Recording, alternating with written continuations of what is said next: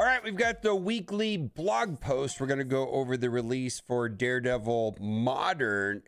Also, the return of Temporal Cataclysm. I actually kind of like that. We get some PvE content.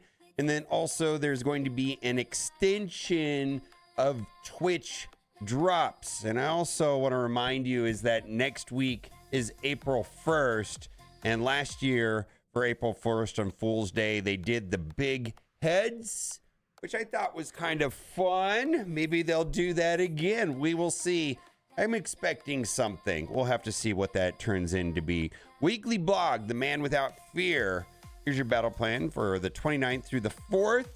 Next week on Monday, the Strike Pass will roll out with Patriot. And for me, I've been considering the Strike Passes dependent on the characters. Now, that may change going forward because I also was in dire need of training materials, but some of the urgency of that race to get to 105 will be leaving for me soon, and I probably just need to keep up with the new characters. That event will be ending here soon. Temporal Cataclysm 2 will be arriving on Monday as well, and then we've got Quackview, Cry Havoc in the Command Center, and Crimson Storm. Then the Command Center is already live in game. It's pretty much just a UI tab, and I hope that they consolidate the milestones and the events and kind of free up a lot of the clutter that exists right now in the game, specifically in the event center. On Tuesday, we're going to do Daredevil Modern, which is going to be part of the Vigilante team. Also worth noting is that Elektra and Punisher reworks are not live in game. And some people have speculated that that has something to do with this event because Elektra will be getting the Mystic tag. And so a lot of people are saying that maybe that rework will not go live until this expires because like some people like myself have already took Elektra at 105. And right now, she's just a single tag. She's the Mystic tag, but she's also going to be getting the skill tag to be a part of the Vigilante team. Let's keep going and read the blog post on the 3rd, which is a little bit later in the week. I guess that'll be Thursday. Path to Jingay, Path to Hercules, and Hercules Diamond Orbs exit Spotlight raid rewards. We'll have to see what they replace them with. I'm not sure. It doesn't say here. And then we're going to have an exciting quick rumble, and that's going to be a blitz event also. And I always like how they put this because now they don't give specific dates on that, which is fine. Jean Grey and Hercules will be going to the Bumps and Elite store. So Bumps is going to be Basic Orb, Ultimate store, which is like the blitz credits, Mega Orbs, Premium Orbs, and the Supply Shop, and the Elite store. Kahori to the Battle World store. Oh boy, she's a powerhouse. I feel fortunate that I've already got the 7s on her. She is a scary character. Ms. Marvel Classic to the Cosmic Crucible store. Also another scary character in Alliance War. And Medusa is serving some purpose at this time with Room 1 in the new season of Crucible because part of Room 1 allows striker characters to have reduced health, increased damage, spawn with safeguard, and 5 death proofs, while Medusa prevents the death proof. So that is going to be a thing for the next season of Crucible. Ancient One to Blitz Store and Blitz Orb. So Daredevil will be coming to the game, and this is going to be happening on the 1st, which is going to be April Fool's Day, which is going to be Tuesday. Keep in mind, I'm guessing that they're going to do something for that. They generally do. Or Man Without Fear Orb. This is standard. I'm not going to read this because that is the way that they normally do it. Path to Vigilantes. Emerge from the shadows with more power for your Vigilante team with this path to character shards. The Vigilantes are bringing street justice to skill raids, including the upcoming Chaos Storm raids. So don't miss this opportunity to crank up the capabilities of this squad. The path leads through raids, so prepare to mow down waves of foes. And I fully expect this team to be useful in the raids and do their jobs in the raids. I believe the raids are tuned around them.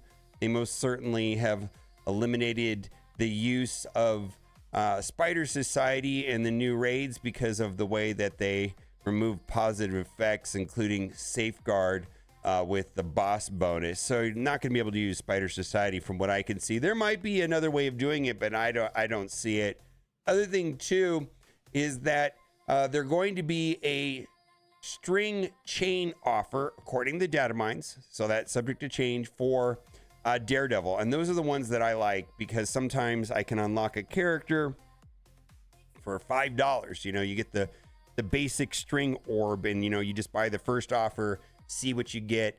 Maybe you'll get that 1 in a million chance. I don't think it's that high, but you know, if it's like 1 in 100 chance that you get the 100 drop, it's very low chances. And then you're done. And I kind of like that. Typically, I can get through them with $38, and then I can use power cores for the remaining to finish off the 100. But quite often, it's significantly less than the $100. Now, I want to do some testing and publish some videos when I'm allowed to publish them on the Vigilante team. Of course, they're going to be useful in the skill raids, but what I want to determine is how useful they are in other game modes. Specifically, I'm going to test it out in the Alliance War because that's super easy to test on the test server. Other thing too is in the unlock process for Professor X. You know, they suggested that the teams for the city part were going to be they're suggesting Oath, Blade, and some of the members of Vigilante. They didn't say which ones. I looked at the reworks for Elektra and Punisher, and they're somewhat underwhelming, but I'll do some testing. Maybe I'll have an idea if the 3 new Vigilantes are going to be optimal for unlocking Professor X. That event's going to be different. A lot of unknown things on there. All right, let's go. Path to Vigilante. Orbs, unlock new character shards, take matters into your own hands, and grab character shards like Daredevil, Modern, Silver Sable, and Hitmonkey, along with the Punisher, Elektra, and Team Wars. Path to Daredevil, Modern Orbs, Path to Silver Sable Orb, and Path to Hitmonkey Orb. So these are the orbs that have like the one shard per orb, low, you know, very low numbers of shards and with a chance of maybe having a higher amount. Team orbs contain character shards for the featured new character named on the orb, shards for the updated character. So this is a good catch-up mechanic for people coming into the game to get access to Punisher and Elektra easily. Where to find orbs in raids. Path to Vigilante begins on April Fool's Day, Tuesday, with Daredevil Modern Showcase. So get ready to power up your Vigilante squad. Join Daredevil, Modern, Elektra, and the Vigilante team as they investigate the uprising violence against vigilantes in New York City's Commander's level 25, and I think it takes a day. You can get to level 25 in a day, although the first day that you play Marvel Strike Force, you can play for like 6 hours, which is wild. And above, gain access to important resources that'll assist in powering up the Vigilante team. So this is going to be the showcase requirements. This looks like normal. The showcases here are similar. First time rewards, which I do like, and turn enemies into Stardust during each mission to gather first time rewards, gold training orbs, gear credits, teal, crimson gear, T2 and T3 ions, T3 ISO credits, and select character shards. Cool. Complete them all to avoid missing out these valuable resources. And this part right here also seems to be an excellent catch-up mechanic. They're typically characters that have been in the game. They're probably going to be Elektra and Punisher in there, but I think it's a great thing to do for people just starting out in Marvel Strike Force. Okay, Friday free claim, 5 Howard and Duck shards. Okay, now Twitch drops. So I thought this was going to be only for the 7th anniversary for the month. So we've done it for 4 weeks. They're extending it. So a little bit of it has changed. Get ready for another round of bonus rewards as you watch top Marvel Strike Force streamers on Twitch. A new week of drops is coming soon, so don't miss out. If you need help, connect to your Twitch account. Check out the previous blog for a step-by-step guide. So the first round, and this runs from Monday to Monday. So this will be starting Monday at server reset. There's something running right now. If you haven't gotten your Twitch drops yet, you still have until Monday to get them, and then new drops will start on Monday. So it goes week to week. 2 million gold, 200 power cores, and 500 L3 training modules. I wish just for optics, they would change this right here to L4, which is the orange ones. I mean, they could do 250 L4s, but I guess maybe for some people that seems better. But I think a lot of people see the purple and not thrilled. Now, this is the most exciting part of the blog post, in my opinion. Temporal Cataclysm, time, space, and everything in between is in immediate danger again. Another temporal cataclysm is on the way, and we need all of Strike top commanders to help your mission. Earn the highest run score. Take on all 16 missions and aim for the highest run score you can achieve. You'll have unlimited attempts, but only your best performance is being recorded. Need a fresh start. You can cancel and restart your run at any time without affecting your high score.